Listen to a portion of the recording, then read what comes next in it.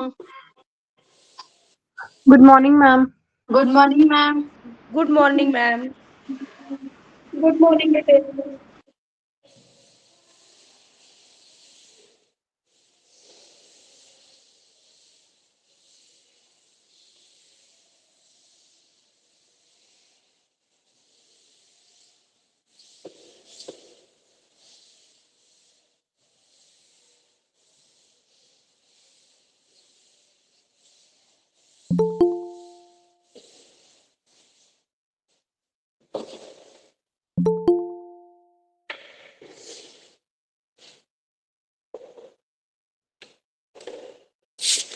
निकालिए अपना topic.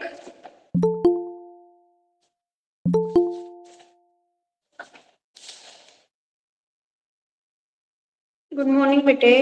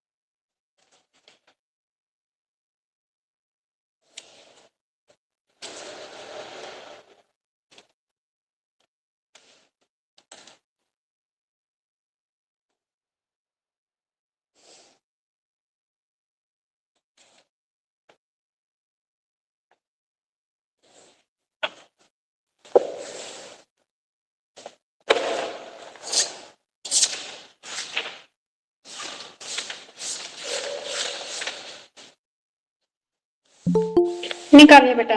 English में है आपका पेज नंबर 46।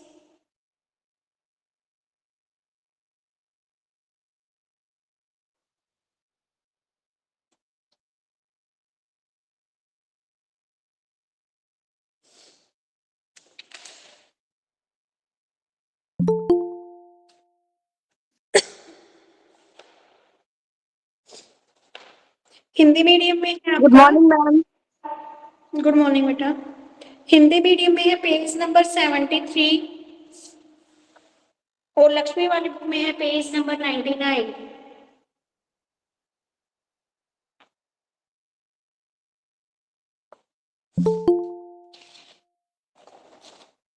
आज का टॉपिक है हमारा glacier basic teaching model. Glacier का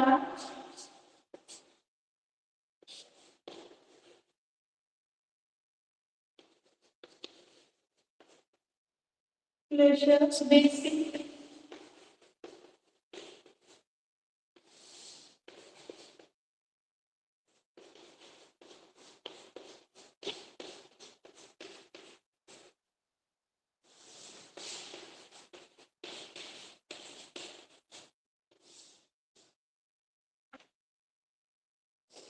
ठीक है। आपका है बेसिक टीचिंग मॉडल। ग्लेशियर का बेसिक टीचिंग मॉडल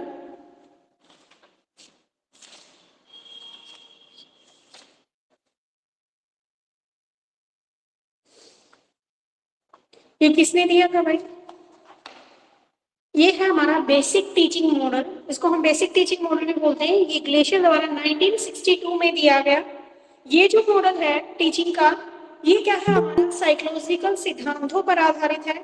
इसमें हम टीचिंग के जो जो तरीके हैं उनके आधार से लेकर हायर लेवल तक पहुंचने की प्रोसेस बनाई गई है। एक मिनट रुको बेटा, आवाज गूंज रही है मेरी।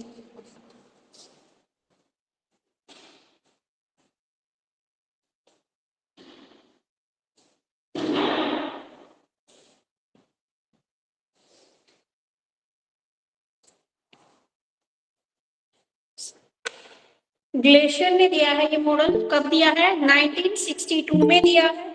ठीक है, ये क्या है? Psychological. Good morning ma'am. Good morning बेटे। साइकोलॉजिकल मॉडल है जिसमें हम टीचिंग के अलग क्या है, तौर तरीके के आधार से लेकर, बेसिक से लेकर हम क्या है हायर लेवल तक पहुंचने की प्रोसेस बनाई गई है। इस साइकोलॉजिकल ढंग में इसका एनालिसिस करके टीचिंग लर्निंग प्रोसेस को आगे बढ़ाया जाता है। एजुकेशन का जो बेसिक तौर है वहां से समझकर इसमें हम डिफरेंट डिफरेंट टाइप के मॉडल्स तैयार किए जाते हैं। ये किसी भी टीचिंग सब्जेक्ट को क्या है हमारा कॉम्प्लेक्स से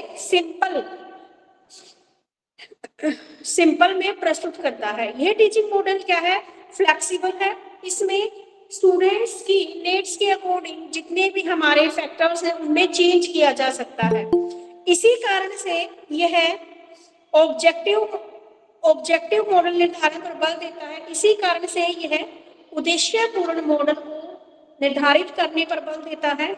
इस टीचिंग मॉडल के विभिन्न स्टेप्स में हम टोटली जो तालमेल है वो टीचिंग को इंटीग्रेटेड करके उसे उपयोगी बना देता है। इसकी विशेषता, इसकी कैरेक्टरिस्टिक्स ये है कि इसमें इंस्ट्रक्शनल ऑब्जेक्टिव पहले से निर्धारित किए जाते हैं, उसके पश्चात विद्यार्थियों के एंटरिंग बिहेवियर पर स्टडी की जाती है और इस इंस्ट्रक्शनल प्रोसेस के द्वारा टीचर नए ज्ञान की प्राप्ति तक हमें क्या करता है? गाइडलाइंस करता है। इसमें साइकोलॉजिकल थ्योरीज पर आधारित होने की वजह से इसमें हम कॉग्निटिव और एनालिटिकल जो हमारे एस्पेक्ट है उसकी स्टडी की जाती है। इस दृष्टि से इस टीचिंग मॉडल के प्रयोग में कई जो भी हमारे गोल्स हैं उनको प्राप्त किया जाता है। यह बेसिक टीचिंग मॉडल हमारे टीचिंग प्रोसेस के कंसेप्ट में सहायक होता है। इन सभी फैक्टर्स के आधार पर हम कह सकते हैं कि ग्लेशियर का जो भी हमारा बेसिक टीचिंग मॉडल है वह लाभकारी सिद्ध हुआ है। ग्लेशियर के टीचिंग मॉडल में शिक्षण प्रक्रिया को 4 बुनियादी तत्वों में बांटा जाता है। अब देखो भाई, समझो क्या बात बोली इसमें। जो ग्लेशियर का, कहीं किसी बुक में ग्लेशियर लिखा है, किसी में ग्लेशियर लिखा है, ठीक है। उनके अकॉर्डिंग जो मॉडल दिया गया वो मॉडल था बेसिक टीचिंग मॉडल का, यानी कि हमें बच्चे को सिखाना है तो हमें बिल्कुल बेसिक से लेकर सिखाना है। कब दिया इन्होंने? ये 1962 में दिया और उन्होंने बताया कि ये एक साइकोलॉजिकल मॉडल है जिसमें हम बच्चे को क्या है बिल्कुल बेसिक से हम उसको सिखाएंगे, बेसिक से स्टार्ट करेंगे और हायर लेवल तक हम अपनी टीचिंग को लेकर जाएंगे। ठीक है, जिसमें क्या है हमारा, इसके लिए क्या है, इसने बेसिक से लेकर हायर लेवल तक पहुंचने के लिए अलग अलग यहाँ पर इस प्रोसेस के जरिए अलग अलग मॉडल्स का भी यहाँ पर प्रस्तुतिकरण या मॉडल तैयार किया है। ये किसी भी जो भी हमारा सब्जेक्ट है उसको, उसकी टीचिंग में उसको जो सब्जेक्ट क्या है डिफिकल्ट है उसको इजी तरीके से रिप्रेजेंट करने में हेल्प करता है, क्योंकि इसमें सारे पहले बच्चों को बेसिक चीजें सिखाई जाती हैं, उसके बाद उसको हायर लेवल की चीजें सिखाई जाती है। ये मॉडल क्या है? फ्लेक्सिबल है, यानी कि जैसे ही बच्चे की नीड हुई उसके अकॉर्डिंग हम इसमें क्या कर सकते हैं? चेंज करते हैं। और इसमें जितने भी हमारे टीचिंग की रिलेटेड जितनी भी प्रोसेस होती है उसमें जितने भी हम एक्टिविटीज करते हैं उनके बीच में क्या किया जाता है? उन सबको इंटीग्रेटेड किया जाता है, तालमेल स्थापित किया जाता है। इसमें सबसे पहले इंस्ट्रक्शनल ऑब्जेक्टिव्स को शामिल किया जाता है, उसके बाद बच्चे के एंटरिंग बिहेवियर का वर्णन किया जाता है। ठीक है, अब इसका जो ये मॉडल है टीचिंग मॉडल, ये हमारी बेसिक टीचिंग मॉडल हमारे लिए लाभकारी सिद्ध हुआ है। अब इसमें क्या है, इसमें 4 बुनियादी मेन जो क्या है बेसिक कंपोनेंट को इसमें शामिल किया गया है। वो 4 बेसिक कंपोनेंट्स क्या क्या है भाई? अब मेरे को ये तो मीनिंग क्लियर हुआ, नाम से ही पता लग रहा है बेसिक टीचिंग मॉडल। ठीक है, ग्लेशियर ने दिया है, 1962 में दिया है। नाम से ये पता लग रहा है कि हम यहाँ पर बेसिक टीचिंग से स्टार्ट करके हम हायर लेवल तक की इसमें शामिल करते हैं। ये क्या होता है? फ्लेक्सिबल होता है, जैसे जैसे बच्चे की नीड होती है उसके अकॉर्डिंग हम इसमें चेंज कर सकते हैं। इसका मेन ऑब्जेक्टिव क्या है? सबसे पहले बेसिक को क्लियर करना और उसको क्लियर करते हुए हमें आगे चलना होता है। ठीक है, ये सबसे पहले हमारे इंस्ट्रक्शनल ऑब्जेक्टिव को सेट करता है, उसके बाद बच्चे के बिहेवियर कैसे करके अपने प्रोसेस को कंप्लीट करता है। तो इसमें 4 आपके बेसिक कंसेप्ट कंपोनेंट बताए हैं जो इसमें होते हैं। सबसे पहले तो होता है आपका इंस्ट्रक्शनल ऑब्जेक्टिव,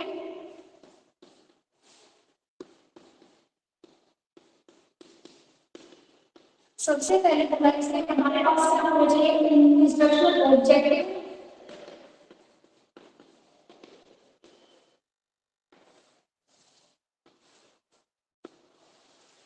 इंस्ट्रक्शनल ऑब्जेक्टिव के बाद क्या बताया है, handling behaviour, handling behaviour,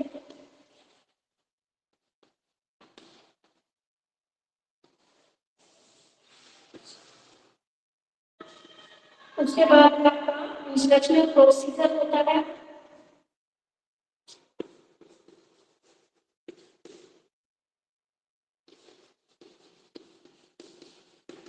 instructional procedure होता है हमारा।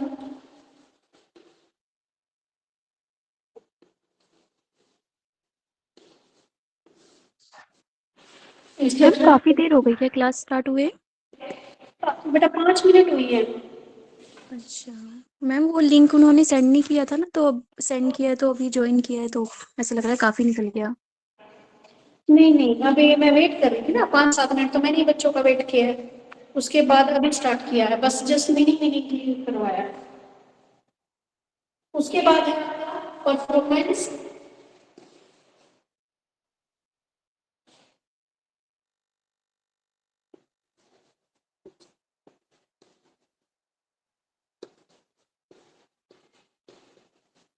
परफॉर्मेंस असेसमेंट,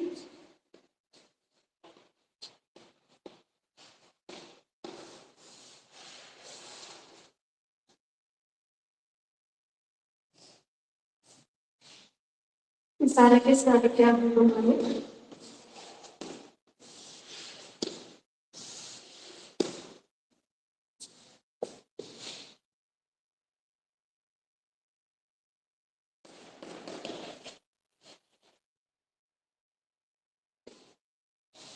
देखो भाई, तो जो हमारे ग्लेशियर साहब हैं उन्होंने यहाँ पर ये बोला है कि इसको करने से पहले हमें इसके 4 कंपोनेंट्स के बारे में पता होना चाहिए। ये 4 कंपोनेंट्स इसके अंदर शामिल होते हैं इस मॉडल के अकॉर्डिंग, कि सबसे पहले बेसिक्स को सीखना है तो इन 4 चीजों को देखना।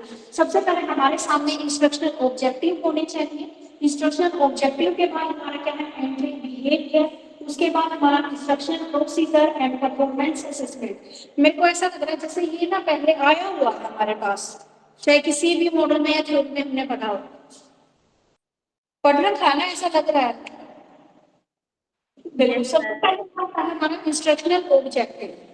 इंस्ट्रक्शनल ऑब्जेक्टिव में क्या क्या दे रखा है आपका, इंस्ट्रक्शनल ऑब्जेक्टिव प्रोसेस की मुख्य इंपोर्टेंट पार्ट होता है। देखो भाई, कोई भी जब आप काम करते हो ना, तो उसके लिए आपके पास एक ऑब्जेक्टिव होना चाहिए, उद्देश्य होना चाहिए।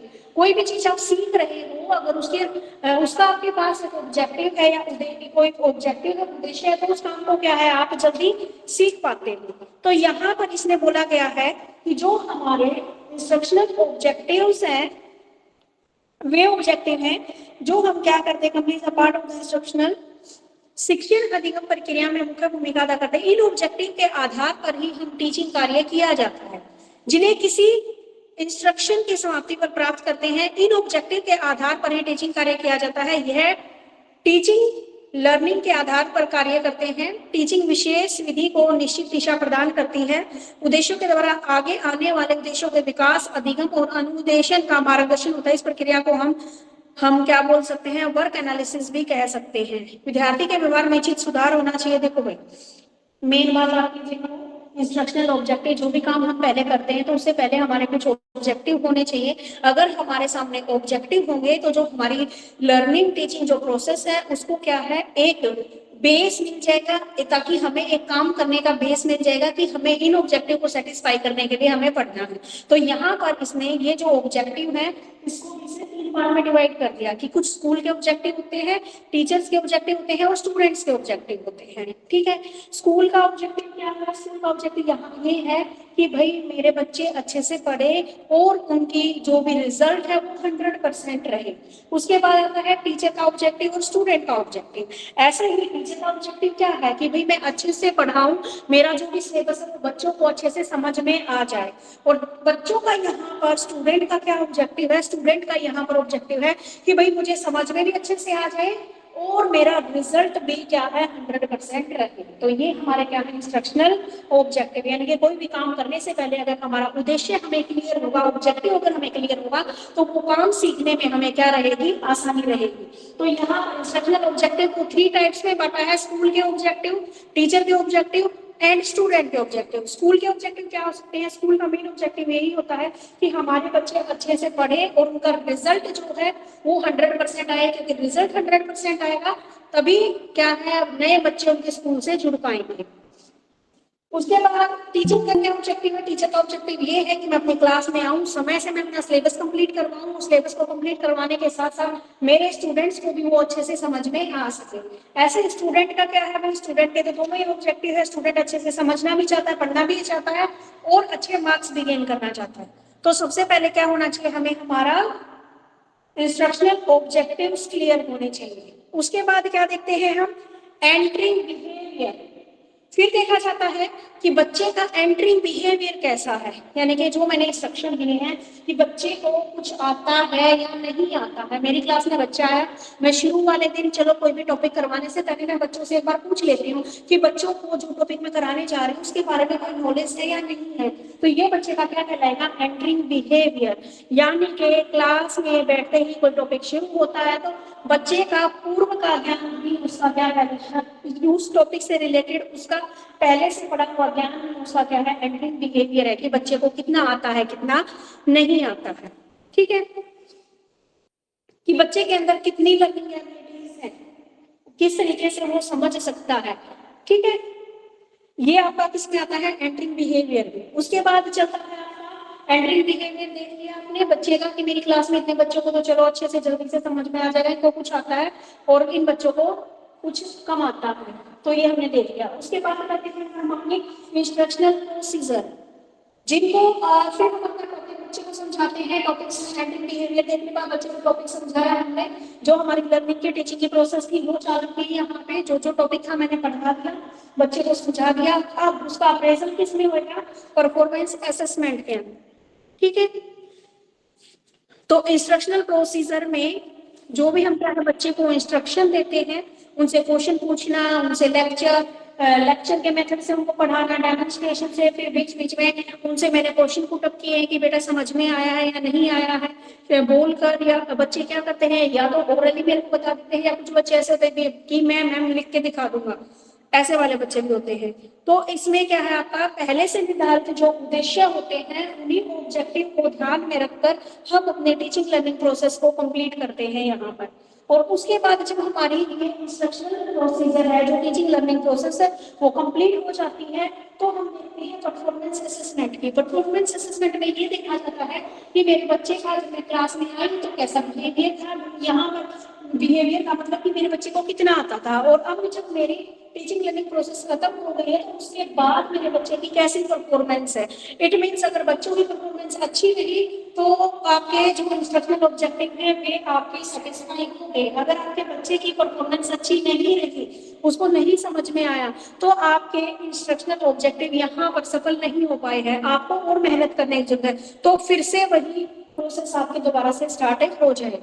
तो ये 4 चीजें इसने बताई है किसने, ग्लेशियर लैब में बेसिक टीचिंग मॉडल में, कि मैं बच्चों को क्या है बेसिक से सिखाना चाहता हूँ, और उस बेसिक से सिखाने वाली चीजों में सबसे पहले हमें इन 4 एलिमेंट्स को हमें क्या करना पड़ेगा, शामिल करना पड़ेगा। यहाँ तक समझ में आया है? मैम ये लक्ष्मी पब्लिकेशन में से पढ़ा रहे हैं ना आप शायद, क्योंकि इसमें बालाजी में तो इस तरह से नहीं है। नहीं, बालाजी में इस तरह से नहीं है, लक्ष्मी में दे रखा है इस तरह से, और बालाजी वाले इंग्लिश मीडियम में इस तरह से दे रखा है। अच्छा, इंग्लिश मीडियम में भी यही दे रखा है बेटा, आपकी हिंदी मीडियम में इसके पॉइंट नहीं बना रखे। तो जहां से तुम्हें अच्छा लगता है मेरे को, मैं वहीं से इसको करवा देती हूँ। ठीक तो है, मैम नोट डाउन करना हो तो किस तरह से करें, मतलब कोई, अब मेरा हिंदी मीडियम है। मैं एक बार बुक के ऊपर लेके आऊंगी, आप स्क्रीनशॉट ले लो। हाँ मैम, एक ऐप ना ऐसे कर लो तो ना, एक बार स्क्रीनशॉट ले लेंगे ना, थोड़ा इजी रहेगा कल को पढ़ने में। क्योंकि तुम्हारे ग्रुप में तो मेरे को पता नहीं कब पहुंचेगा, मैं एक बार स्क्रीनशॉट ले लो आप। देखो, ये तो यहाँ से ले लेना, ये इंग्लिश मीडियम वाले में बना रखा। मैम क्लियर नहीं है। मैम बालाजी वाले में से बता रही हाँ जी, ये इसमें अच्छा दे रखा है ना मॉडल, मॉडल का ये मैम ये जो जो ले लिया मॉडल बेटा, है। क्लिक कर लिया। यस मैम हो गया। और मैम सेकंड। अब मैं हिंदी मीडियम में से करवा रही हूँ आपका। मैम बालाजी इंग्लिश में कौन सा पेज नंबर है ये पेज नंबर 46 है बेटे। मैम क्लियर नहीं है बिल्कुल भी। एक मिनट एक मिनट।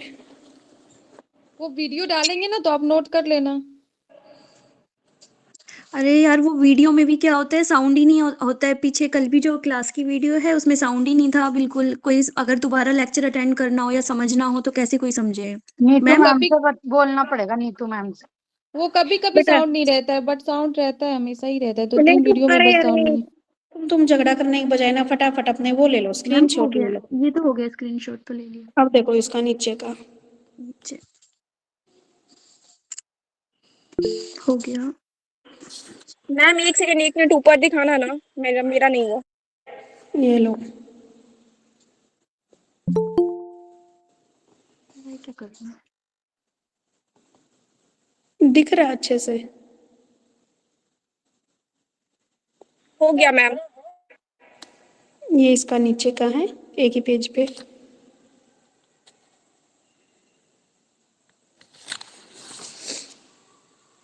अब इतना लिखने के बाद ये वाला जो इसमें से दिखाया था ना मैंने, ये वाला आपको वहां पे बनाना है। ठीक है। अब फिर इनको यहाँ पे एक्सप्लेन किया हुआ है, हिंदी में ये ऐसे बना रखा है। मेन पॉइंट ना बेटा, मेन पॉइंट जो लिखोगे ना वो इंग्लिश मीडियम में ही लिखना, एक्सप्लेन उनको हिंदी में कर देना। ठीक है मैम। उसके बाद ये दे रखे हैं इसमें ऑब्जेक्टिव।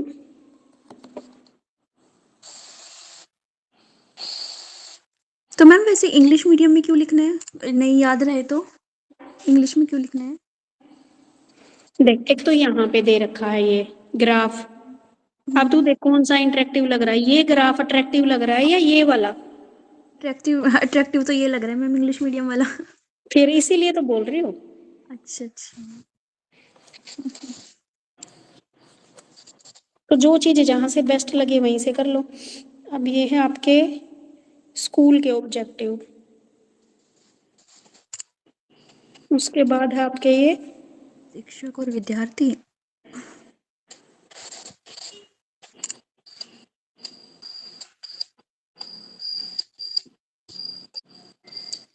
ठीक है मैम।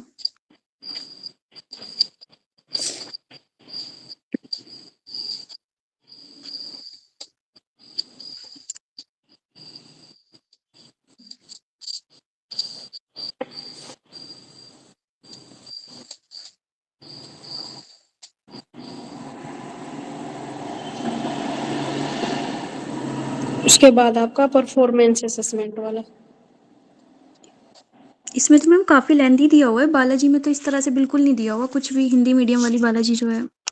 हाँ जी, उसमें बिल्कुल छोटा दे रखा है ना, इसलिए मेरे को जहां से अच्छा लगता है बेटा मैं वहीं से करा देती हूँ।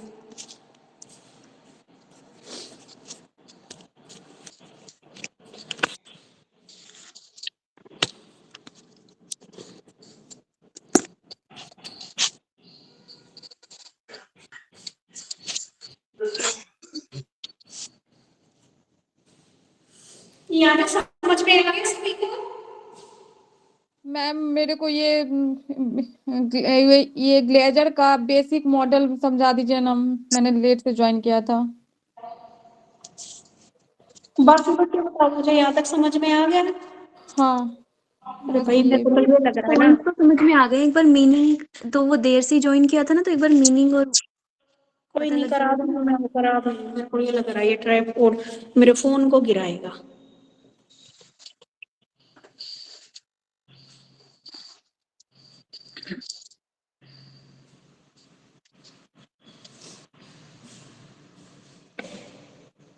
टेढ़ा हो गया, बोर्ड पे नहीं दिख रहा अब।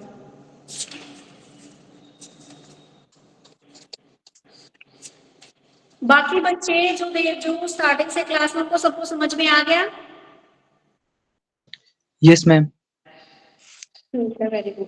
देखो बेटा, जो देर से जो एक बार मीनिंग क्लियर करवाना। हाँ बोल बेटे।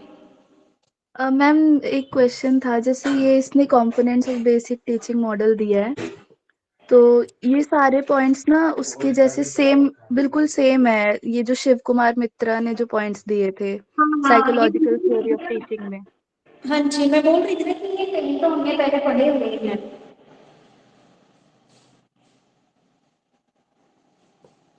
तो मैम अगर क्वेश्चन आए, अगर ये पॉइंट्स दिए होंगे, तो ऐसे तो नहीं हो जाएगा ना कि उसमें इन दोनों का ही नाम आ जाएगा कि ग्लेसर ग्लेसर भी दे देंगे ऑप्शन में और शिव कुमार मित्रा भी दे देंगे? नहीं नहीं, ऐसे नहीं होगा। शिव कुमार मित्रा का तो आएगा ही नहीं क्वेश्चन।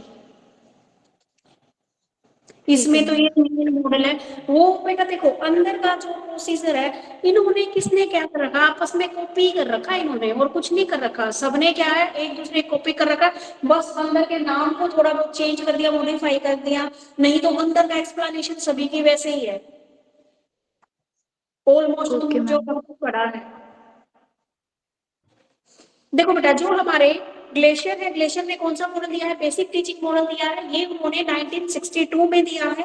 ये क्या है, साइकोलॉजिकल मॉडल है। उन्होंने यहाँ पर मेन क्या बोला गया है कि हमें अपनी बेसिक, सबसे पहले बच्चे को बेसिक्स क्लियर करवाने हैं, हमें अपनी टीचिंग को बेसिक से स्टार्ट करके हायर लेवल तक लेकर जाना है। ठीक है, इसमें हम क्या करते हैं, जो हमारा अगर कोई डिफिकल्ट भी चीज है, तो उस डिफिकल्ट चीज को हमें इजी वे में रिप्रेजेंट करना है, ताकि बच्चे को वो अच्छे से क्लियर हो सके। इसमें सबसे पहले ये जो मॉडल है, ये क्या होता है, फ्लेक्सिबल बनाया गया है कि जब भी अगर हमें जरूरत पड़ी, बच्चे के अकॉर्डिंग कोई नीड हुई, उसके अकॉर्डिंग अगर हमें चेंज करना पड़ गया, तो हम इसमें चेंज कर सकते हैं। और ये हमारे टीचिंग मॉडल, ये क्या है, हमारे लिए प्रॉफिटेबल सिद्ध हुआ है, क्योंकि इसमें हम क्या करते हैं, सबसे पहले अपने ऑब्जेक्टिव्स को हम क्लियर करके चलते हुए हैं, उसके बाद बच्चों का बिहेवियर देखते हैं, और इस तरह से बच्चे को बेसिक से सिखाने के ऊपर हम यहाँ पर जोर दे रहे हैं। ठीक है, बस यही था इसका मीनिंग। उसके बाद मैंने 4 ये करवाए थे। मैम लक्ष्मी में तो दिया हुआ है कठिन से मतलब सरल में प्रस्तुत करता है। अरे भाई, मैंने क्या बोला, मैंने यही तो बोला है, जो डिफिकल्ट है उसको इजी वे में रिप्रेजेंट कर रहा है। अच्छा, आपने ये बोला, सॉरी मैम। बात तो उसकी वही है ना, डिफिकल्ट कठिन को सरल में दिखा रहा है, मतलब बच्चे को बेसिक से सिखाने की कोशिश कर रहा है। जो चीज डिफिकल्ट है उनको बिल्कुल इजी करके पहले उनके पॉइंट क्लियर करो, फिर हायर स्टडी की तरफ लेके जाओ। अब देखो भाई, आगे दिया गया है इसका मेन वही जो बाकी हर एक मॉडल में होता है, फोकस।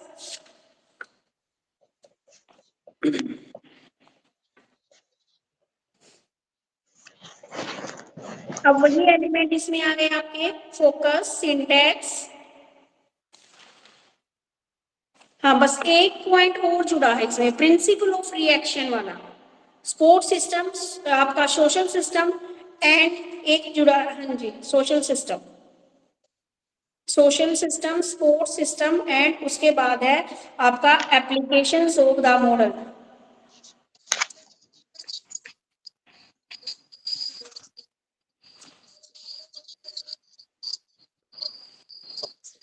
मैम बालाजी में ये कंप्लीट नहीं है, सिर्फ फोकस ही बताया हुआ है। हाँ, फोकस बताया, उसके बाद मेरे को लग रहा है इन्होंने ना ये कट करके अगला इसके अंदर घुसा दिया है सेकंड।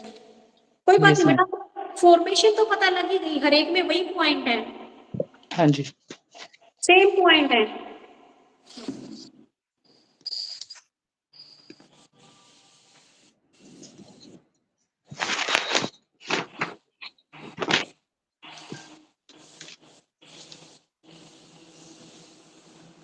सबसे पहले है हमारा इसके अंदर फोकस,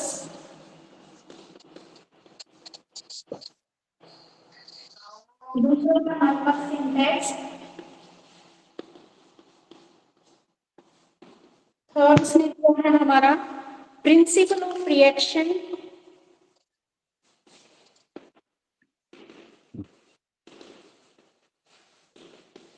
प्रिंसिपल ऑफ रिएक्शन, उसके बाद है हमारा social system,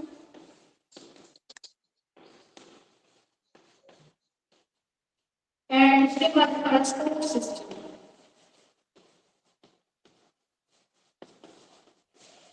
score system next common evaluation method.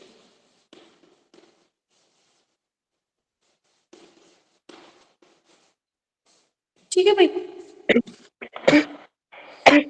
ये जो लक्ष्मी पब्लिकेशन वाला है इसमें 6 पॉइंट दे रखे हैं। सोशल सिस्टम के बाद फिर से इवैल्यूएशन, जो आपका स्पोर्ट्स सिस्टम है उसी के अंदर आपका इवैल्यूएशन आ जाता है। ठीक है, तो फोकस, सिंटैक्स, बस एक पॉइंट एक्स्ट्रा लिया है, प्रिंसिपल ऑफ रिएक्शन, फिर वही social system and sports system के बारे में इसने बात की है। सबसे पहले होता है हमारा फोकस, तो इसमें हमारा मेन फोकस क्या है भाई? उद्देश्य है शिक्षण के विभिन्न स्टेप की संपूर्ण शिक्षण प्रक्रिया की व्याख्या करना। आपका टीचिंग का लक्ष्य ही इसका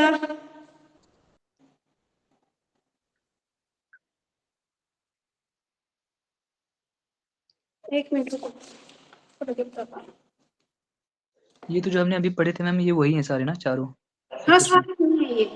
मेन फोकस तो उद्देश्य- इसमें क्या है? एक तो जो हमारी चीज है बेसिक, जो नाम होता है ना वही इसके फोकस में मिलता है। नाम क्या है? Basic teaching model. इसका मेन फोकस क्या है? हमारे बेसिक्स को सबसे पहले क्लियर करवाना, जो भी हमारे इंस्ट्रक्शन ऑब्जेक्टिव्स हैं उनको पहले हमें क्या करना है? क्लियर करवाना है, और बिल्कुल हमें आपके डिफिकल्ट से इजी तरीके से उसको रिप्रेजेंट करके इसको करना है। तो यहाँ पर हमारा मेन फोकस जो हमारे ऑब्जेक्टिव्स हैं उनको हमें अचीव करना है। ठीक है, जो हमारे उद्देश्य है हमारी बेसिक टीचिंग का, कि हमें सबसे पहले कम से कम जो हमारे बेसिक कंसेप्ट है वो क्लियर होने चाहिए। और इसमें ये क्या तो क्या कहना है इसका? इसके लक्ष्य विद्यार्थियों के इन्वायरमेंट से भी रिलेटेड होते हैं। हमें ऑब्जेक्टिव में ध्यान में रखते हुए सबसे पहले इंस्ट्रक्शनल ऑब्जेक्टिव निर्धारित किए जाते हैं, और इन्हीं ऑब्जेक्टिव की प्राप्ति के पश्चात हम क्या है? टीचिंग कार्य करते हैं। टीचिंग क्रियाएं हमारे लक्ष्य को प्रथम तत्व मानकर शुरू की जाती है। तो यहाँ पर फोकस क्या है हमारा? मेन जो हमारा लक्ष्य है, यहाँ पर हमारा लक्ष्य ही क्या है? सबसे पहले बेसिक क्लियर होना चाहिए, वो वाले इसके अंदर फोकस के अंदर लिखने हैं। उसके बाद आता है आपका सिंटैक्स, संरचना। अब संरचना में इसमें कोई पॉइंट नहीं दिया गया है, जैसे हर एक में संरचना के पॉइंट दिए जाते थे, इसमें ऐसा कोई पॉइंट नहीं दिया गया है। ये मैम बालाजी में है संरचना जो दी हुई है, उसमें 4 ये जो पॉइंट दिए हुए हैं, ये मेरे हिसाब से वही पॉइंट है जो आपने इससे पहले पढ़ाए हैं। हाँ हाँ यस मैम, हाँ यही करता है। ये मैम मैम वही ये वही तो पॉइंट है ना? हाँ हाँ मैम यही पॉइंट है ये जो आपके सिंटैक्स में दिए गए हैं। मैम ये जो टीचिंग मॉडल था सेम वैसा ही ये लग रहा है मेरे को। क्या? आपने जो पहले पढ़ाया था टीचिंग मॉडल वही सेम लग रहा है। हाँ, वो एक लड़की ने बताया भी तो था, जो शिव कुमार मित्रा है, उसने सेम पॉइंट दे रखे हैं ये। नाम नहीं पता, बट टीचिंग मॉडल में जो जो चीज था वो वही ये सब है। देखो ये तो शुरू में आते हैं आपके focus, syntax, social system, sports system. अब तक जितने पढ़े ना हर एक में सभी में आए, सारे मॉडल में आए। ठीक है, तो सिंटैक्स में था जो इससे पहले जो मॉडल दिया है उस वाले पॉइंट बता दिए हैं, इंस्ट्रक्शनल ऑब्जेक्टिव। दूसरा क्या होता है इससे हमारा? Entry behaviour. और थर्ड क्या होता है इसमें हमारा? एंट्रिंग बिहेवियर के बाद क्या पता था? Instructional procedure. Process and last बताया था इसमें परफॉर्मेंस। परफॉर्मेंस। बस इसमें थोड़ा शॉर्ट में करके दिए हुए हैं चारों पॉइंट, 2-2 लाइनों के दिए हुए हैं बस। नाम दिया गया है। उसके बाद है ये आप दोबारा से तो बताने की जरूरत है नहीं मुझे, है ना? तो मैम उसके बाद आपका principal of reaction. Principal of reaction में क्या बताया गया भाई? इस सिद्धांत के अनुसार शिक्षक व छात्र के अंत्य क्रिया अच्छी होनी चाहिए, तभी हम यानी कि जो स्टूडेंट है और जो टीचर है उनके बीच में इंटरेक्शन होगा। इंटरेक्शन होगा तभी क्या है? रिएक्शन होगा। टीचर कुछ पूछेगा, बच्चा क्या है तभी रिएक्ट करेगा, तभी रिएक्शन देगा। तो यहाँ पर ये बोला गया है कि हमें अपने इस मॉडल में टीचर और स्टूडेंट के बीच में क्या होना चाहिए? इंटरेक्शन होना चाहिए। ठीक है, ताकि क्या है जो हमारा मॉडल है उसमें बैलेंस बना रहे। बुक में देखती हूँ और क्या क्या लिखा है। यानी कि जिसमें अगर हमारा इंटरेक्शन नहीं होता है तो वो मॉडल क्या है हमारा अच्छे से इफेक्टिव नहीं बन पाता है। बस इंटरेक्शन की बात नहीं लिखा है इसमें, प्रिंसिपल ऑफ रिएक्शन में कि बीच में इंटरेक्शन होएगा तो टीचर भी क्या है बच्चों से क्या होगा, कम्युनिकेशन होएगा तो टीचर बच्चे से क्वेश्चन पूछेगा, तो वहां पर बच्चे का रिएक्शन देखना है, जब बच्चा टीचर से पूछता है तो टीचर का रिएक्शन, दोनों इसके अंदर सामने होते हैं। उसके बाद सोशल सिस्टम में आपको पता है हर बार एक ही बात लिखते हो तुम, अब तक जितने किए हैं समाज का एक सामाजिक प्राणी है, अध्यापक और टीचर दोनों के बारे में, ठीक है। और स्कोर सिस्टम में तुम इवेल्युएशन करके देखते हो। ये तो सारे ही से मॉडल है ना। मैम सोशल सिस्टम में ही तो टीचर और स्टूडेंट का इंटरेक्शन होता है, तो इसको इसके अंदर रख सकते हैं ना, प्रिंसिपल ऑफ रिएक्शन को सोशल सिस्टम के अंदर। हाँ लिख सकते हैं, क्योंकि हमने बाकी में क्या सोशल सिस्टम में लिखा है, बस इसने एक पॉइंट क्या अलग बना दिया और इसने भी दोबारा यही चीजें एक्सप्लेन कर रखी हैं। अगर मतलब आपको पेपर को ये मिल भी जाओ तो कोई दिक्कत नहीं है, क्योंकि सोशल जो सिस्टम है उसमें इंटरेक्शन को ही लिखा है इसने दोबारा से, हाँ चाहे मैम। आप पढ़ के देख लो, दोबारा से इंटरेक्शन को ही लिखा है इसने, ठीक है। तो अगर ये स्किप भी कर दो तो कोई दिक्कत नहीं है। ये चारों में अब तक सब सिर्फ 4 ही आपके क्या बताए गए हैं, इन्होंने एक एक्स्ट्रा दिया था, इसमें और इसमें सेम बात बताई गई है। अब जैसे इसने स्कोर सिस्टम इवैल्यूएशन वाला अलग बता दिया, लेकिन दोनों क्या है एक ही पॉइंट है। कर लोगे भाई? जी मैम। समझ में आ गए चारों मॉडल? Yes ma'am. ये समझ में आ गया। फिर मैं एक बार चारों मॉडल का रिवीजन करवा रही हूँ, क्योंकि आज आपकी यूनिट ये कंप्लीट हो गई है, 2 यूनिट आपकी कंप्लीट हो चुकी है। बोलो तो इनको रिवाइज करवाऊं, अगर ये बोल रहे हो कि अगली यूनिट स्टार्ट करा दो तो मैं अगली यूनिट स्टार्ट करा देती हूँ। नहीं मैम, रिवाइज करवा दीजिए।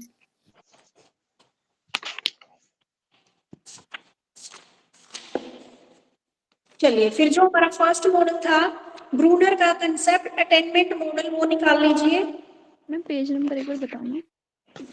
देखिए बेटा निकाल दो, इससे पहले ही मिलेगा, बैक में चले जाओ, चलते चलो।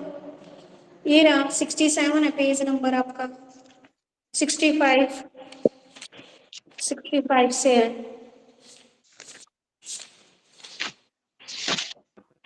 अच्छा ठीक है, 65 सेकंड क्वेश्चन। और इसमें 53 है इंग्लिश मीडियम में।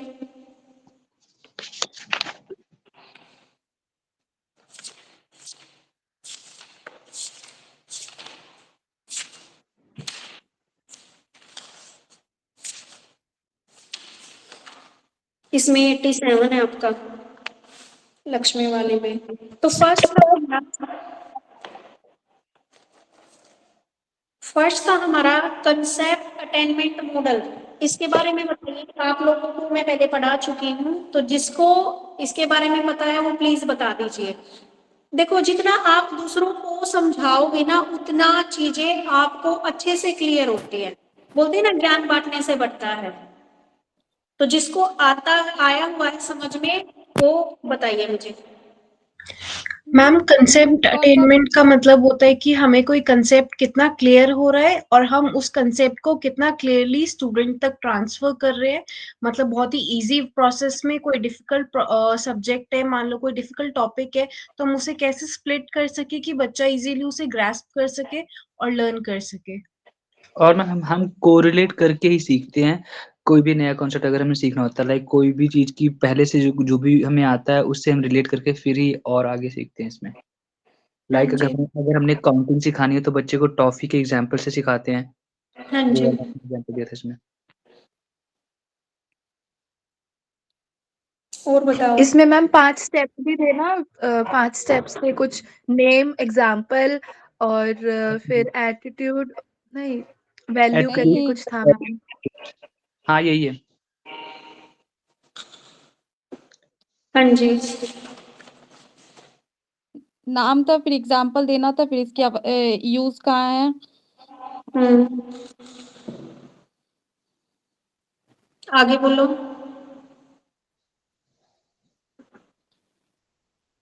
मैम एक बार आप बता देंगे, मैं इस वाली क्लास में थी नहीं। थोड़ा सा एक बार 1-2 लाइनों में आप थोड़ा बताएँगे तो और ईज़ी हो जाएगा। थोड़ा सा ये 1-2 लाइनों में हाँ, हाँ। आप अभी जुड़े हुए हो अपनी क्लास में? मैम वो ना मतलब कल से ही मैंने बताया था ना, कल से ही लेना स्टार्ट किया है मैंने, बाकी जो मैं वीडियोज़ देखती हूँ, अच्छा वीडियोज़ में से अच्छा, देख लेती हूँ इसलिए। Okay okay. नहीं, ये मैं बच्चों से सिर्फ जो कंप्लीट होगी ना यूनिट उसी के बारे में पूछ रही हूँ। कंसेप्ट मैम अटेनमेंट अभी बच्चों ने बताया ना, कंसेप्ट सबसे पहले तो मैं क्या कंसेप्ट क्लियर करना होता है, उसको हम क्या को रिलेट करके पढ़ते हैं, बच्चे को एग्जाम्पल के जरिए किसी के नाम से जोड़कर उसको पढ़ा रहे हैं, एग्जाम्पल देकर पढ़ा रहे हैं, ठीक है। उसके उसके क्या है एट्रीब्यूट्स को बता के भाई हम ये हमें ये फायदा करेगी ये चीज, ऐसे करके हमें ना बच्चे के दिमाग में ना कंसेप्ट को बिठाना है। तो कंसेप्ट अटेनमेंट मॉडल यही बताता है कि हमें बच्चे के माइंड में उस कंसेप्ट को घुसाना है, चाहे हम किसी भी तरीके से घुसाएं, ठीक है। एग्जाम्पल के जरिए उस बच्चे को उस चीज के आपको फायदे गिनवाकर आप उसको समझा सकते हो, रूल्स के अकॉर्डिंग उसको समझा सकते हो। फिर उसके बाद इसमें वही सब में जो आता है आपका फोकस इंडेक्स है, social system, support system, application, बस ये सारे सब में एक जैसे सेम सेम है आपके। उसके बाद सेकंड था आपका मैस्टरी लर्निंग मॉडल। मैस्टरी लर्निंग में क्या था, हम बच्चे को क्या है परफेक्ट बनाना चाहते हैं। पहले में देखो इनके नाम से ही क्लियर हो रहा है बेटा, नाम को सोच के जोड़ जोड़ के लिख दो क्या है मास्टरी कंसेप्ट किसी भी कंसेप्ट किसी को भी क्लियर बच्चे को करवाना। किसी भी बच्चे को मतलब उसके सब्जेक्ट में मास्टरी दिलवाना, मतलब हाँ उसको जी, परफेक्ट काफ़ी बनाना। परफेक्ट बनाना, हाँ। हाँ जी, जैसे अब आपको मैस्ट्री कब हासिल होगी इस सब्जेक्ट में, जब आप उसको अच्छे से कर लोगे। मैं कहीं से भी आपको कुछ भी पूछ लूँ आप फटाक से जवाब देते हो, तो वो क्या कहलाती है, आपको सब्जेक्ट में परफेक्ट हो गए, मतलब आपको उसमें मैस्ट्री हासिल कर ली। और यहाँ मैम पर इसमें अपने आपकी मास्टर डिग्री नहीं है, यहाँ पर आपकी मास्टर डिग्री नहीं है कि किसी ने एमए कर रखा है किसी ने एमकॉम कर रखा है, वो नहीं है यहाँ पे बात। यहाँ पे है आपके सब्जेक्ट में परफेक्ट होना।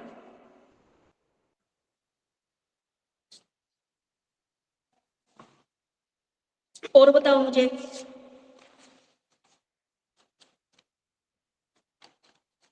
और मैम इसमें आपने ये भी बताया था कि मास्टरी तभी होगी जब हमें उस सब्जेक्ट में इंटरेस्ट होगा, फिर हम हाँ और जी, स्पीड से उसको सीखेंगे।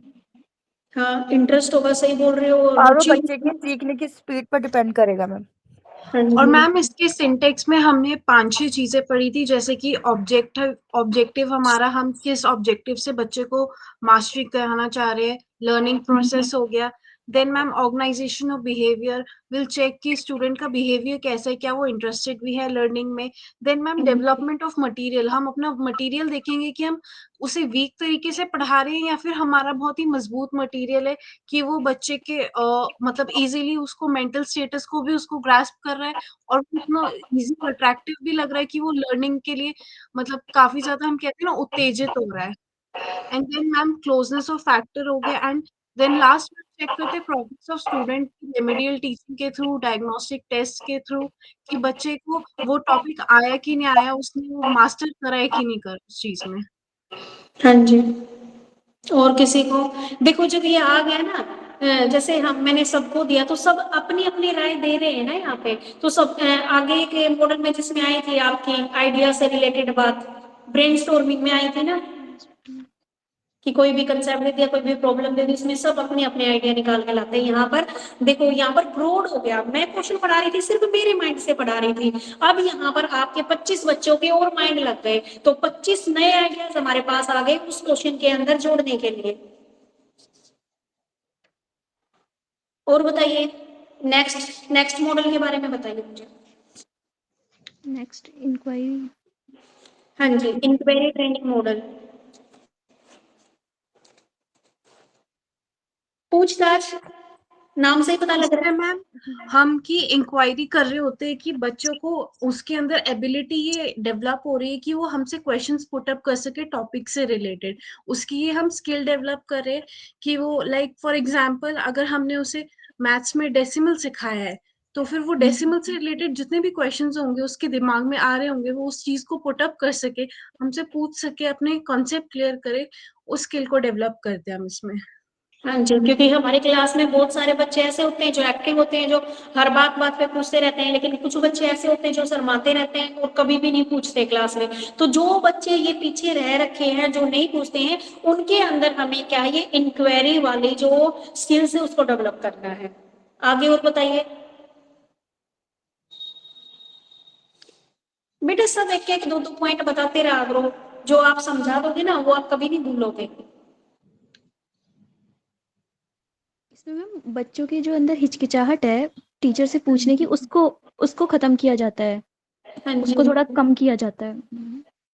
पॉइंट सब में वही सेम है, फोकस, सिंटैक्स। इसके सिंटैक्स में क्या क्या आया था वही?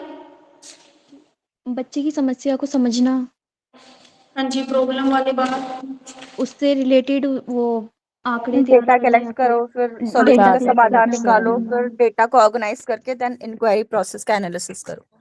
हाँ जी, मेन तो क्या है, सिंटैक्स वाले पॉइंट याद दिमाग में रखने हैं आपके, बाकी तो चारों पॉइंट सेम है आपके।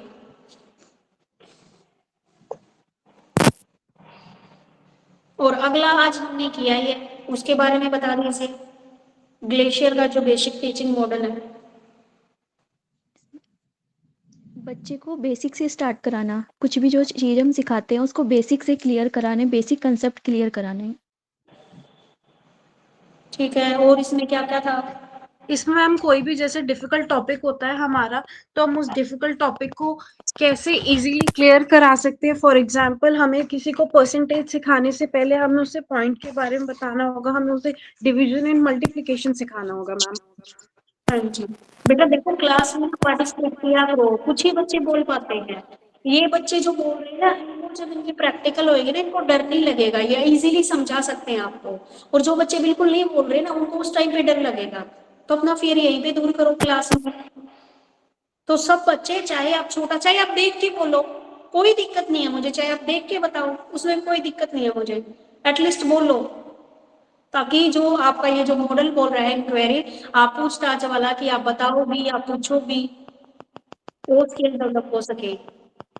और और मैम आप ये मॉडल बहुत फ्लेक्सिबल होता है, जो कि चिल्ड्रन की नीड के अकॉर्डिंग जो है चेंज हो जाता है। इसमें कुछ बेसिक ऑब्जेक्टिव्स भी हैं हमारे, इंस्ट्रक्शनल ऑब्जेक्टिव है, लाइक पहले स्टार्टिंग में ही देयर मस्ट बी ऑब्जेक्टिव। हाँ, हमें सबके ऑब्जेक्टिव क्लियर होने चाहिए, लाइक इसमें स्कूल के ऑब्जेक्टिव बताए थे अपने टीचर्स और स्टूडेंट्स के, सबके अपने ऑब्जेक्टिव्स क्लियर है तभी उन्हें पता है कि हमें किस डायरेक्शन में जाना है। फिर नेक्स्ट लाइक लेक्चर स्टार्ट करने से पहले स्टूडेंट को कितनी प्रीवियस नॉलेज है, फिर प्रोसीजर में वही लेक्चर का सारा प्रोसीजर होता है। उसके बाद लास्ट में परफॉर्मेंस असेसमेंट के टाइम में हम कंपेयर करते हैं कि पहले स्टूडेंट को कितनी नॉलेज थी और अभी कितनी हुई है। अगर तो इम्प्रूवमेंट हुई है उसमें, तो हमारी टीचिंग को हम सक्सीडेड मानते हैं, अदरवाइज हमें उसमें चेंजेस करने की जरूरत पड़ती है। हाँ जी, फिर वही सिंटैक्स, फोकस। ये तो सेम है, सेम सेम ही लिखना है इन सब में, तो कोई भी। अब मेरे को भी ये लग रहा है कि तुम लोगों को ये यूनिट अच्छे से क्लियर हो गई है ना? Yes ma'am. ठीक है, और साथ साथ डन हो रहा है ना इसका? हाँ जी मैम।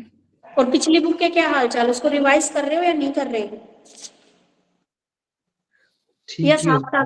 साथ साथ साथ झाड़ू लगा रहे हो उसके ऊपर?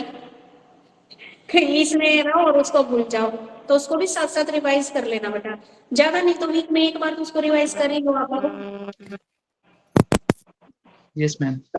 हाँ जी, तो उसको भी साथ साथ में रखो, क्योंकि वो कंप्लीट हो चुका है आपका। और इसको भी इतनी ज्यादा क्लासेस तुम्हारी लगती नहीं, एक ही क्लास लगती है। तो पिछला जो हो गया उसकी भी डेली एक एक यूनिट, जैसे इसकी चल रही है ना, उसके भी ऐसे ही डेली एक एक टॉपिक रिवाइज कर लो। तो अब इसमें आपकी आती है सिमुलेशन का भी मतलब आपको पता लग गया, रोल प्लेइंग के जरिए आपको एक, जैसे आपको इंटर्नशिप पे भेजा जाता है, आपको टीचर बनने से पहले जो ट्रेनिंग दी, आपको ऐसे ऐसे करना है, वो सिमुलेशन में आ गया। ब्रेनस्टॉर्मिंग में आपके नए नए आइडियाज आ गए। लेक्चर में हम, जैसे मैं आप दे रही हूँ आपको समझा रही हूँ, ये लेक्चर मेथड है आपका। डेमोन्स्ट्रेशन, कोई भी चीज पिक्चर वगैरह, मॉडल वगैरह दिखाकर आपको समझाया जा रहा है। टीम टीचिंग में आपको क्या है, एक ग्रुप बना के जो काम दिया जाता है, ठीक है, ये वाला था। लास्ट वाली फर्स्ट यूनिट में आपने टीचिंग के बारे में पढ़ा था, टीचिंग का क्या, टीचिंग क्या होती है, क्या नेचर है उसके। फेज पढ़े थे आपने, pre active phase, interactive phase और पोस्ट एक्टिव फेज, ठीक है। प्रीएक्टिव में आपकी क्लास में आने से पहले का और उसका इंटरेक्टिव में जब अब जो हमारा चल रहा है वो जैसे मैं पढ़ा रही हूँ इंटरेक्टिव में आ गया, जब उसके बाद पोस्ट एक्टिव में जब अब मेरी टीचिंग खत्म होगी उसके बाद जो क्वेश्चन वगैरह वो आपके पोस्ट एक्टिव में आ गया। उसके बाद आपने पढ़ा था इंस्ट्रक्शन के बारे में। इंस्ट्रक्शन होता है किसी भी चीज के लिए गाइडलाइंस आपको देना। ट्रेनिंग में क्या है, आपको वो प्रॉपर वो स्किल सिखाई जाती है। और उसके बाद इंडोक्ट्रिनेशन। इंडोक्ट्रिनेशन में क्या था भाई, मैं ही भूल गई, बताना जरा। ब्रेन वॉश का आपने कॉन्सेप्ट बताया था मैम इसमें। कौन सा कंसेप्ट बताया था? ब्रेन वॉशिंग, जैसे वो टेररिस्ट होते हैं ना उनको उनकी आ गया, आगे बात आ गई। उसके बाद आपने लेवल ऑफ टीचिंग पढ़े, मेमोरी लेवल। मेमोरी लेवल आपका बिल्कुल किसके ऊपर ध्यान दे रहा था? रटने के ऊपर, बच्चा उसमें बस रटता था। हाँ जी, लर्निंग के ऊपर। उसके बाद आपका अंडरस्टैंडिंग लेवल में क्या बताया गया था? उसमें बच्चा समझता है। और रिफ्लेक्टिव लेवल में रिएक्ट करता है, मतलब वही अनसर्टन सी चीजें होती हैं उसमें कैसे वो रिएक्ट करता है, और ये हायर स्टडीज के लिए होती है लाइक पीएचडीज। हाँ जी, हाँ जी, अपनी थिंकिंग के अपने विचारों को लेता है। इसमें यहाँ पर टीचर का सिर्फ रोल इतना होता है, सिर्फ एक गाइडेंस का ही रोल होता है। टीचर का सिर्फ गाइड करता है, बाकी सारा काम बच्चे को खुद करना होता है। उसके बाद आपने पढ़ी थी फर्स्ट में थ्योरीज ऑफ टीचिंग। थ्योरीज में ये फॉर्मल, डिस्क्रिप्टिव, नॉर्मेटिव थ्योरी। मैं तो भूल गई हूँ बेटा, जरा बताना फॉर्मल थ्योरी में क्या था। देख के बता दो, कोई दिक्कत नहीं है, कम से कम एटलीस्ट रिवाइज तो हो जाएगा पिछला। फॉर्मल आपने बताया जिसमें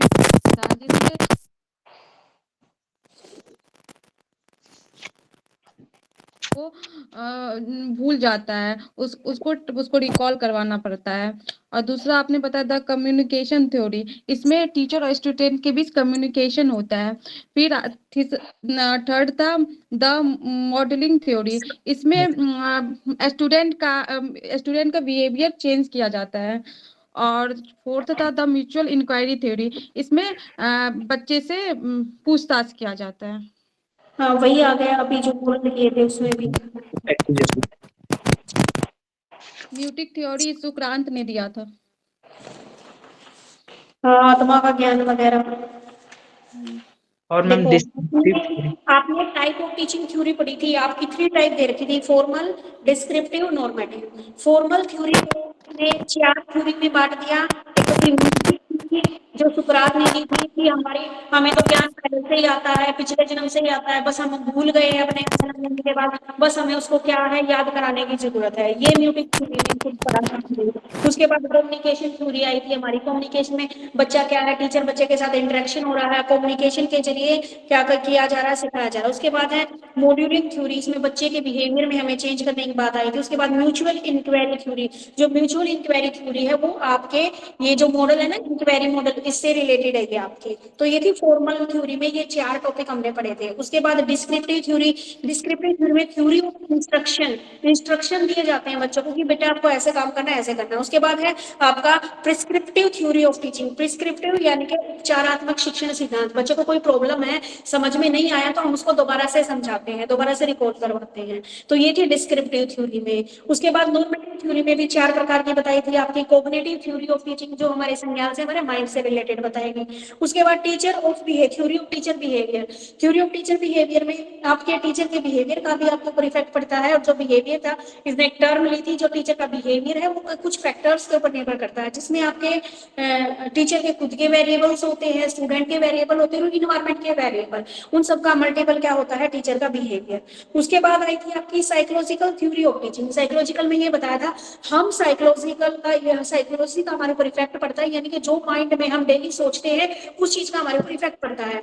मान लो हमें बच्चे को अगर डॉक्टर बनाना, हम उसको बचपन से तो कर सकता है बेटा डॉक्टर बन सकता है, तो बच्चे के अंदर वो साइकोलॉजिकल इफेक्ट पड़ता है उसका। तो इसमें यहाँ पर ये बताया कि ये बच्चा क्या होता है, पूरी स्लेट के अकॉर्डिंग होता है, हम उसमें जो चाहे उसको वो बना सकते हैं। उसके बाद आई थी जनरल थ्योरी ऑफ टीचिंग। वो जनरल थ्योरी ऑफ टीचिंग थी, उसमें वो शिव कुमार मित्रा ने दिए थे आपके, जो अभी आपने पढ़े, इंस्ट्रक्शनल ऑब्जेक्टिव और वो सारी चीजें। हो गया रिवाइज? Yes ma'am. 2 मिनट में, कुल 2 मिनट में हुआ, मैं देख रही थी टाइम।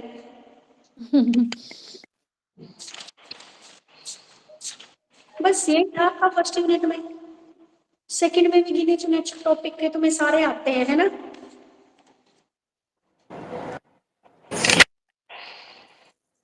आ गए ना सारे टॉपिक?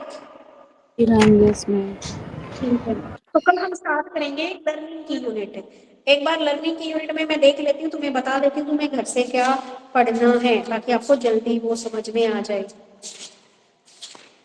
ये जितना हो गया है, 2 आपके, इनको आपको करना है। आगे है आपकी लर्निंग। लर्निंग का मीनिंग आएगा। लर्निंग हमने शायद पढ़ा था ना पिछले, उसमें भी, पिछली बुक में। यस मैम, पढ़ा है शिक्षा नीति। पिछली बुक में मेरे को ध्यान आ रहा है, हमने लर्निंग का टॉपिक पढ़ा था। तो टॉपिक सेम है। हाँ जी, हम हमारे लर्निंग डिसेबिलिटी वगैरह भी थी। हाँ, इसमें फैक्टर भी वही बताए गए। लर्निंग को प्रभावित करने वाले कारक आपके फिजिकल हो गया, मेंटली हो गया, आपकी लर्निंग को सीखने की कैसी क्यूरियोसिटी है, वो आपका इंटेलेक्चुअल लेवल भी, आपका टाइम भी, बच्चे की एबिलिटी भी, उसकी मैच्योरिटी भी, ये सारे इसको फैक्टर अफेक्टेड करते हैं लर्निंग को। तो जो जो टॉपिक तुम्हारे जहां जहां पे सेम है ना, सेम चीजें हैं, वो एक ही जगह लर्न कर लो। तुम्हें बार बार हर जगह याद करने की जरूरत नहीं है। तो चलो, ये भी टॉपिक हमारा तो हो ही गया। थर्ड यूनिट काफी लेंदी लग रही है। अरे कहाँ ले, लर्निंग की थ्योरी आ गई, क्लासिकल कंडीशनिंग थ्योरी, पावलोव की थ्योरी आ गई। देखो एक बार खोल के सारा फर्स्ट वाली बुक का। मैम काफी चीजें मैम, इस वाली बुक में लर्निंग से रिलेटेड दोबारा रिवाइज हो जाएगा। इनसाइट थ्योरी आ गई आपकी, हल्की थ्योरी आ गई, जो आपने पिछली की थी वो वाली थ्योरीज आ गई इसके अंदर। Yes ma'am. लर्निंग की सारी थ्योरी भर दी इन्होंने। ये रहा operating conditioning theory, programme learning, Thorndike की थ्योरी। टीचिंग थ्योरी से ये तो बहुत ईजी हो गया भाई, तुम्हें ही पढ़ना है ये। अब मैं नहीं पढ़ाऊंगी, तुमसे करवाऊंगी।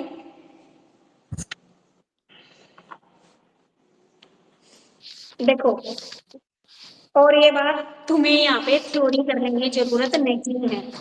तुम्हारा जो टॉपिक है वो है what do you mean by learning, learning का कंसेप्ट, लर्निंग क्यों इंपॉर्टेंस है, लर्निंग की टाइप, और क्या क्या फैक्टर इसको अफेक्ट करते हैं, ये वाला टॉपिक है लर्निंग का।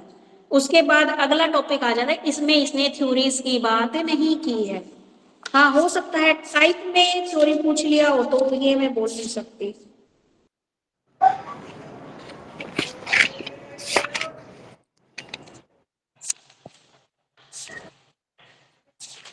ठीक है, तो घर से आपको लर्निंग का कंसेप्ट एक बार रिवाइज करना है, और जो जो पॉइंट सेम है आप वहीं से कर लो, पुराने वाली बुक से कर लोगे, फर्स्ट पेपर वाली से भी कोई दिक्कत नहीं है, सेम है लर्निंग का।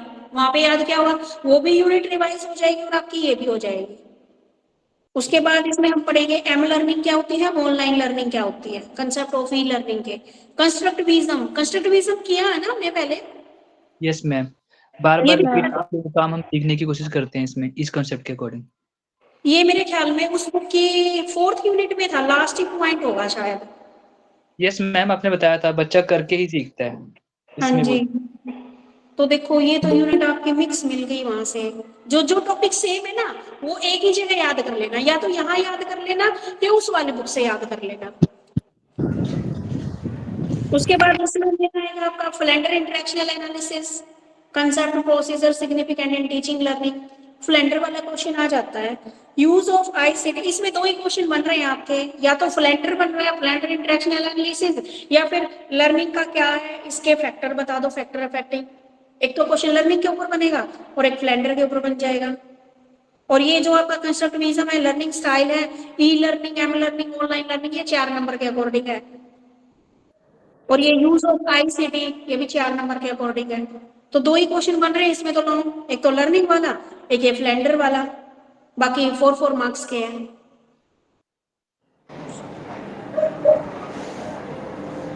ठीक है, तो लर्निंग क्या है, कंसेप्ट क्या, इंपॉर्टेंस है, क्या फैक्टर अफेक्टिंग है इसके, ये वाला पॉइंट आपको पढ़ के आना है। ठीक है, अगर आपको इसमें कोई प्रॉब्लम हुई तो इस पे डिस्कस कर लेंगे, नहीं तो आप लोगों से ही पूछूंगी मैं। उसके बाद सीधा फिर ई लर्निंग का टॉपिक कर लेंगे आप। ओके बेटा, चलिए इसको रिवाइज कर लेना, तो ज्यादा टाइम वेस्ट ना करते हुए। अब किसी को और कोई प्रॉब्लम तो नहीं है ना? नहीं प्रॉब्लम। मैम प्रैक्टिकल कब से तैयार होगा? प्रैक्टिकल बेटा अभी तो बहुत टाइम है तुम्हारे पास प्रैक्टिकल के लिए। मैम बता जब वो तैयार करना मतलब होगा तो आप बताइएगा ना, आप उसमें हेल्प कीजिएगा। हाँ ठीक है। फाइल्स की मैं बात। कल मेरे को एक बच्ची ने बोला भी था, वो मैं काम आज करूंगी उसका। और हाँ मैंने एक काम याद आया, मैंने तुम लोगों की शक्लें देखनी थी, तुम कैसे हो मेरे स्टूडेंट। किसी ने भी नहीं दिखाया अपना कैमरा ऑन करके। तुम्हारी आवाज सुनती हूँ, मैं भी ऐसा करूँ अपने कैमरे को ऑफ करके बैठ जाऊँ। तुम्हें तो पता है, अभी मुझे तो नहीं पता मेरे स्टूडेंट तुम कौन है। मैम हमने खोल लगातार बोल दिया। हाँ ये कुमकुम, हेलो हेलो मैम। हेलो बेटा। Hello ma'am. अभी तो मुझे सिर्फ हेलो कुमकुम का मैम। पेज दिखा है और किसी का नहीं दिखा है मुझे। Hello hi ma'am. मैम। अभी मैं देखती हूँ। हाँ जी hello Jyoti. Hello ma'am. Hello अभी मैम। हाय देखती हूँ मैम। तो गया होगा कोई। हाँ जानवी शिवानी हेलो। देखो कितनी खुशी होती है अपने स्टूडेंट्स को देख के। ये साक्षी, रूही, सुमन। चलो ठीक है। राम को भी तो दिखा देना।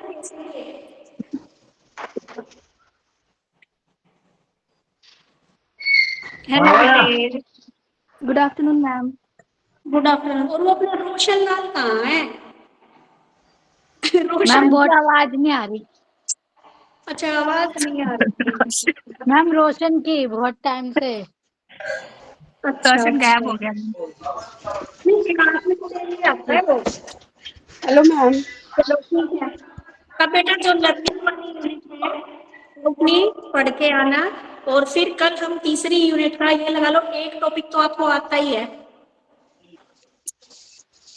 ठीक है ओके ओके मैम। बाय। किसी को कोई प्रॉब्लम तो नहीं है ना? No ma'am. No ma'am. Ma'am मेरा एक चलो ठीक है फिर मिलते हैं। प्रॉब्लम मैम मेरा एक प्रॉब्लम है। हमको लिंक। हेलो मैम आप। हेलो। हेलो हाँ जी। हाँ मैम मेरा एक प्रॉब्लम है, हमको लिंक बहुत लेट से मिलता है ना, जस्ट अभी मिला है तो ओपन किया तो आपका क्लास ओवर भी हो गया। तो बहुत दिनों से ऐसा ही हो रहा है मेरा साथ। अच्छा इतनी लेट मिलता नहीं बेटा, क्लास तो 12 बजे स्टार्ट हो जाती है। जी मुझे मैम अभी से। मुझे भी आज लिंक देर से ही मिला था, 11:15 शायद 11:20 पे मिला था, इसलिए देर से। मैं तो ये लगा लो 11 बजे लिंक आता, मैं तो 11 बजे 2-3 मिनट वेट करती हूँ, बाकी क्लास स्टार्ट कर देती हूँ। मैम मुझे मैम अभी। लिंक तो मिल जा रही है पर रिकॉर्डिंग नहीं मिल पा रही है मैम, कभी कभी वो कभी चलो आ रही ठीक है है। कभी नहीं आ मैं रही है। आज ना नीतू मैम और को मैं बोल देती हूँ। और बाकी क्लास में चेतन सर भी है, चेतन सर इनको ना टाइम से लिंक सेंड करेंगे। और मैम मैम मतलब मुझे जो अभी मिली आपकी है वन। क्लास की रिकॉर्डिंग होती है उसमें साउंड, कल वाली क्लास के भी साउंड नहीं था। कई बार होता है ना, समझ नहीं आता, दोबारा देखने का मन करता है क्लास की, नहीं दोबारा से समझ में आ जाए चीजें। तो मैम उसमें साउंड ही नहीं होता। एक आपका वो क्लास थी जिसमें शायद इसमें फर्स्ट यूनिट में से ही मतलब टीचिंग के मतलब मेरे को याद नहीं है वो टॉपिक, एक्चुअली में पढ़ना था मुझे, उसमें साउंड ही नहीं है। लेकिन ओके कल वाली रिकॉर्डिंग तो नहीं मिली है ना? कल वाली रिकॉर्डिंग मिली है आप लोगों को? कल नहीं वाली मिल उस वाली जाएगा, वो तो हो सकता है कि 1-2 दिन लेट भी हो जाते हैं। मैम लेट तो नहीं, वैसे 2-2.5 घंटे में वो लोग मतलब कर देते हैं। वो वाला कौन सा चैनल है यूट्यूब का? स्टडी वाला है मेरे हिसाब से। स्टडी क्या नाम, स्टडी पता नहीं। मैम मुझे एक लेकिन सर। वो तो मैम का, वो क्या बोलते हैं, वो मैम का चैनल है ना, उस पे तो मैम तो का उस पे नहीं कुछ होती है एक्सपर्ट, कोई भी। एक मिनट, एक्सपर्ट बीएड क्लासेस जो है ना, उसमें सारी वीडियोस होती है मैम की क्लासेस की। हाँ हाँ उसमें ही होती है, लेकिन कल वाली रिकॉर्डिंग तो नहीं आई है। कल वाली आ गई है, इसमें देखना आप, लेकिन उसमें वीडियो वो साउंड नहीं है बिल्कुल भी। यही तो मैं कहना चाह रही हूँ, मैम से काफी वीडियोस हैं उसमें साउंड ही नहीं होती है। हाँ ये तो बात सही है।